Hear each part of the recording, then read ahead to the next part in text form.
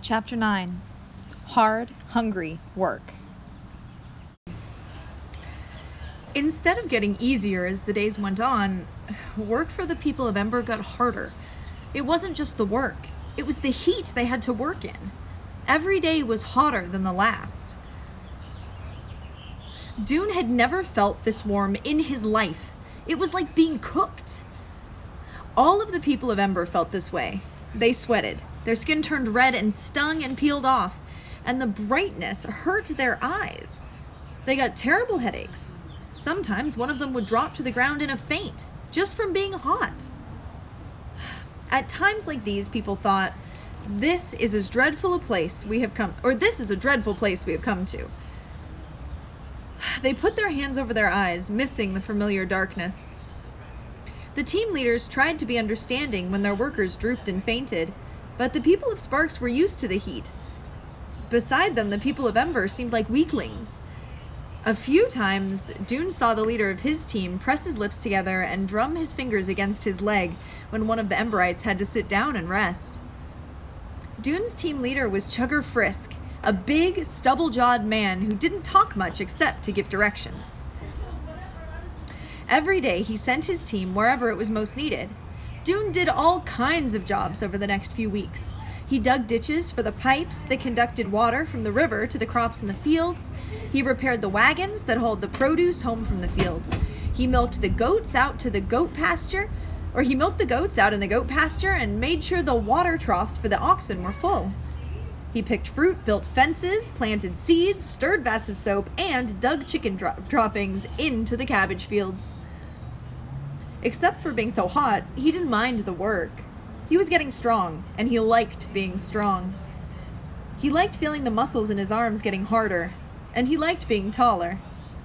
He knew he was taller because his old pants were too short. The feeling of being a new person in this new world stayed with him. He would be 13 soon, not a child anymore. Work was making him sturdy and ready for anything.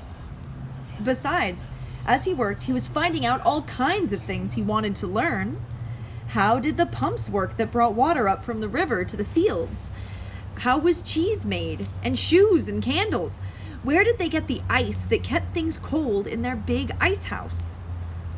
What were the bushy-tailed animals that scurried up trees, and the long, rope-like animals that he sometimes almost stepped on in the grass? He wanted to know how houses were built, and what glass was made of, and how bicycles worked. It was exciting having so much to learn, but every time he remembered that he and his people had less than 6 months to learn it. Less than 6 months to master all the skills they'd need to build a town of their own. A worm of fear twisted in his stomach. Chugger wouldn't answer questions. He was too busy giving directions or working. So Dune often asked his questions at lunch. Sometimes Ordney answered him. Sometimes Martha did. Ordney's answers were more like lectures, and Martha's were more like boasts. After a while, it was clear that both of them were getting tired of questions, so Dune asked fewer of them. One day, Kenny followed him outside after lunch and stretched up to whisper in his ear. "I can show you where there's answers to your questions," he said. "Want me to?" "Sure," said Dune. "Right now?" said Kenny. "Okay," said Dune. Kenny led them through the streets of the village, going first towards the river and then away from it. Along a street that led out away from the houses and into a grove of oak trees. "There," said Kenny, pointing ahead. At first, Dune saw only the long line of a roof above the trees.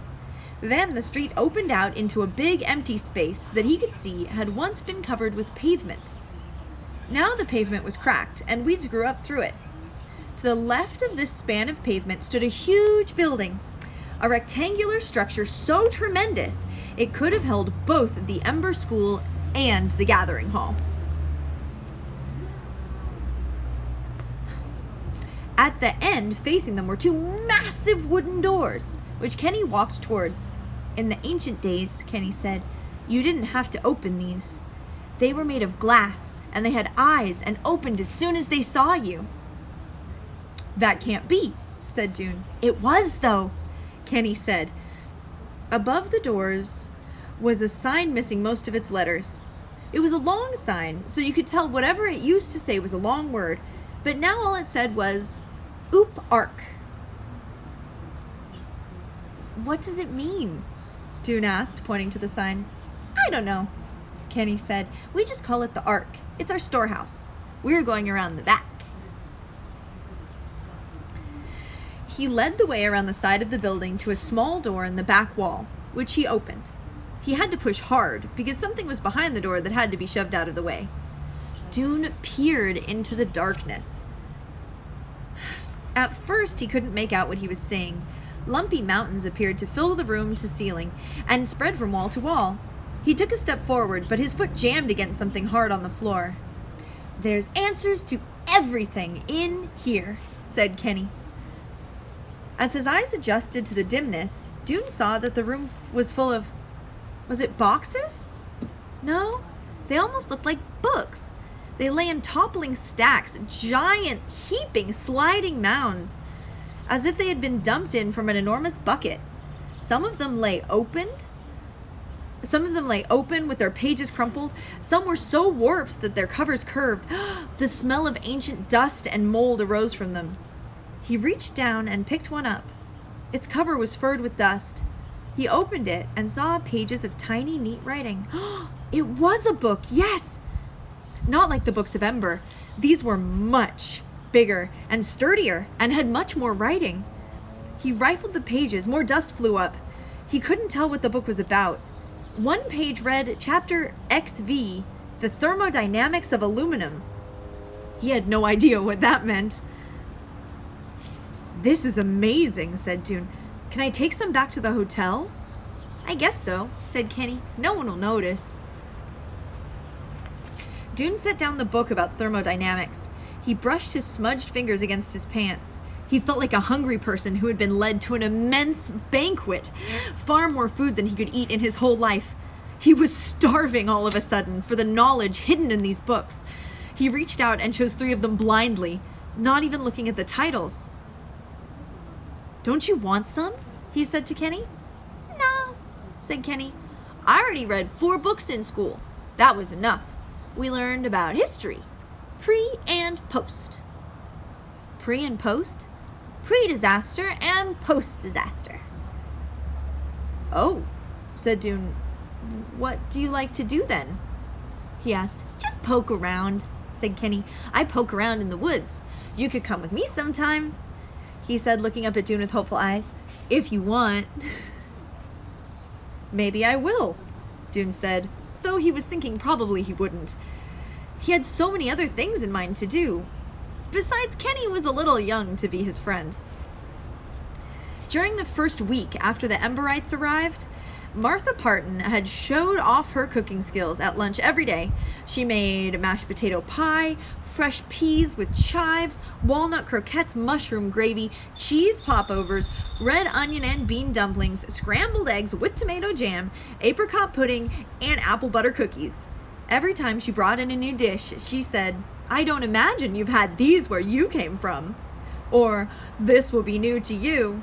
And the Ember guests would say, you're right, we've never had this. We've never tasted anything so delicious. It's wonderful. And Martha's mouth would crimp into a small, pleased smile. As time went on, however, the food at lunchtime became plainer. Martha got tired of making something new every day to impress her guests. What they found in their dinner and breakfast parcels became less interesting too. Usually it was some chunks of cornbread, 10 or 12 carrot sticks, and a few slimy bits of goat cheese. If they were lucky, there might be a hard-boiled egg. Martha took to mentioning, as if it were a little joke, that even though the Partons were given extra food from the storehouses because of the extra people, it seemed as if they had less. Wasn't that odd? Dune started to feel hungry a fair amount of the time. He knew others did too. His father never spoke of it, but Edward Pocket griped about the food every evening. I know I'm old and small, he'd say, polishing off the last crumbs of both his dinner and his breakfast, but that doesn't mean I can live on air.